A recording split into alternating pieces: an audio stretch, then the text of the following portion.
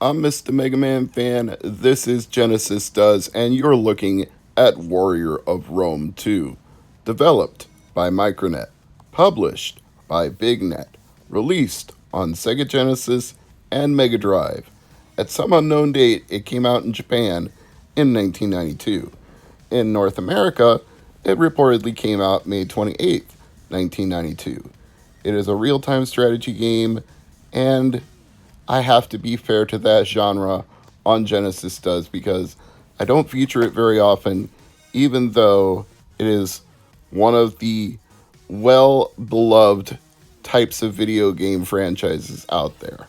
There are plenty of very popular real time strategy games, including the Fire Emblem series, but it's not usually my cup of tea because I like arcade games, role playing games, shoot 'em ups, combat games.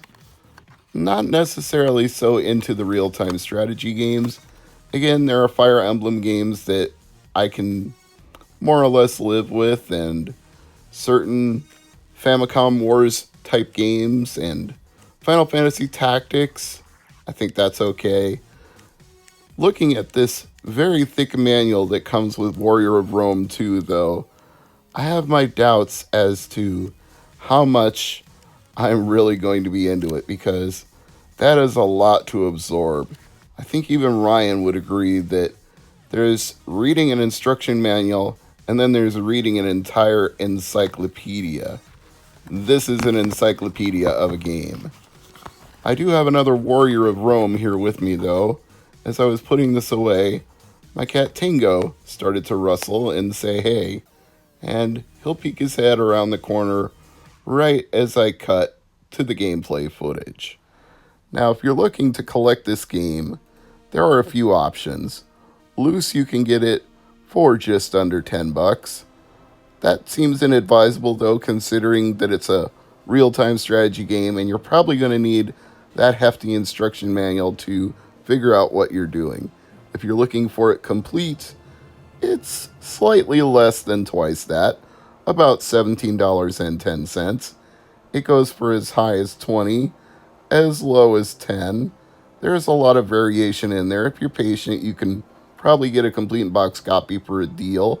And if you're impatient, you could pay $20 for it. So keep that in mind. The prices fluctuate quite a bit between 10 and 20, but they average out at around 17.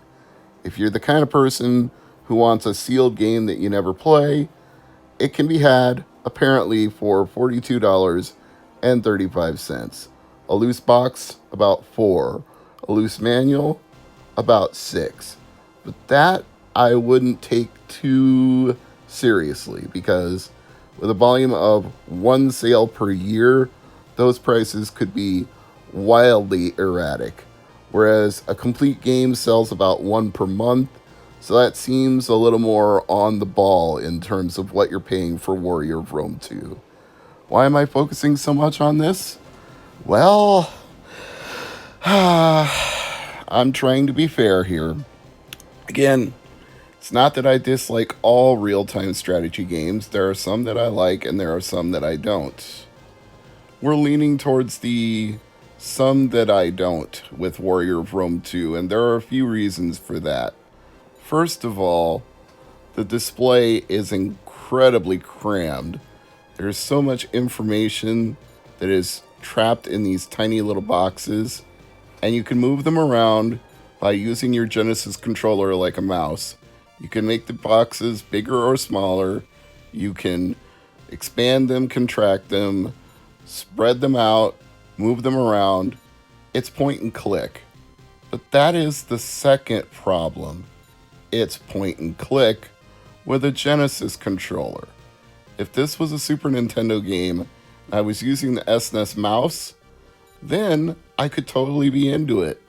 That would make a lot more sense for controlling a game like this.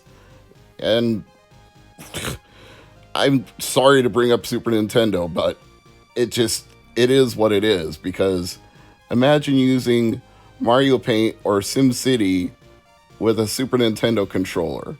You see my point? The Sega Genesis needed a mouse for a game like this, and the lack of one makes it incredibly cumbersome to scroll through these options.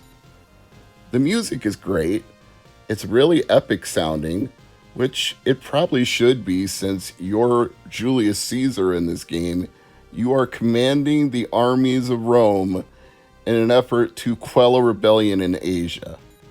Not necessarily the most politically correct theme for a game, but since it would actually come from historical records, history isn't politically correct itself. There's been a lot of very evil things done in the name of empires and kingdoms, wars, genocides, you name it. So if you're going to be historically accurate, or as accurate as you can be based on whatever records have survived from Roman times, then fine. Julius Caesar was trying to put down a rebellion in Asia, and this game is based on that. So take that with a grain of salt.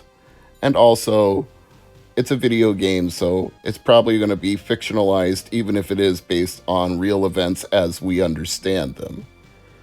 Yeah, and then that's another problem.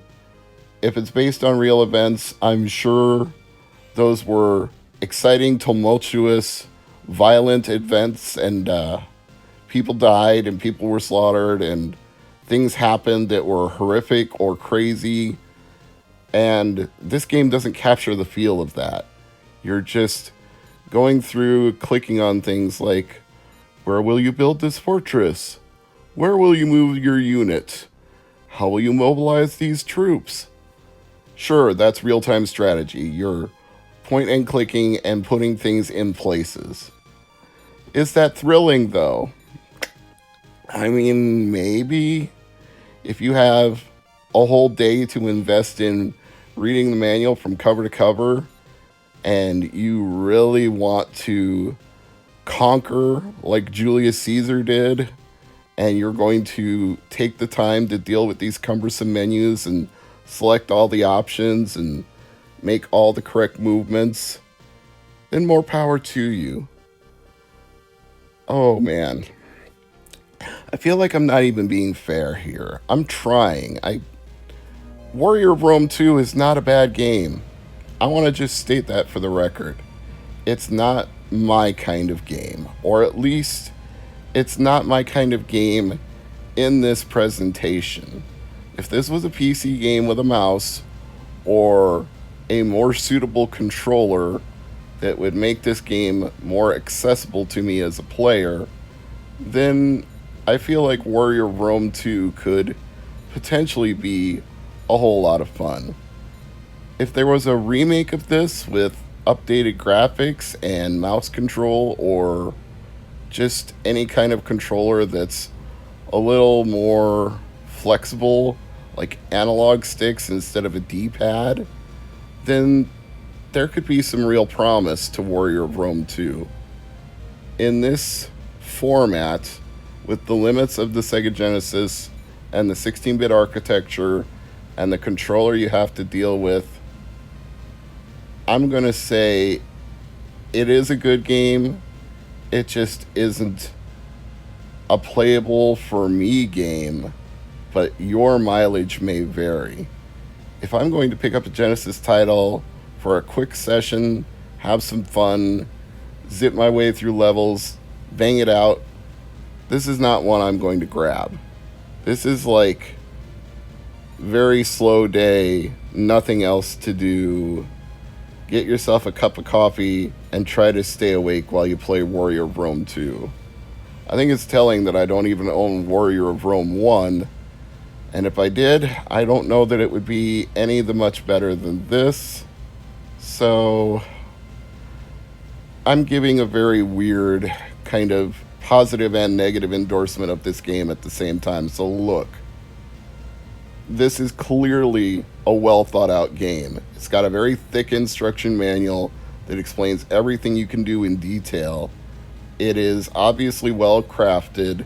The music is great. The graphics are okay. And it quite potentially is right up the alley of somebody who really is obsessed with the real-time strategy genre. If that's like the only kind of video games you play, well, here's a holy grail for you. Warrior of Rome 2 might be an undiscovered country. It might be the land that you're looking for. It may be the place you want to plant your flag and say, this is the game for me. Just because it's not the kind of game that I'm going to love on a Sega Genesis doesn't mean there isn't some value here. So just remember that Genesis does what Nintendon't, but that doesn't always mean better or worse for me or for you. You have to make your own decisions here.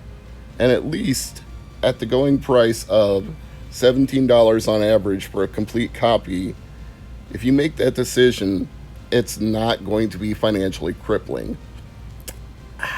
So give it a chance, maybe, especially if you can get it cheap. If you see it at a garage sale or a thrift and you get it for like $5, maybe Warrior of Rome 2 will be right up your alley. It's certainly in depth. There's no shortage of value here, but it's not going down as one of my all-time favorite games. I'm Mr. MegaManFan, and as always, thank you for watching.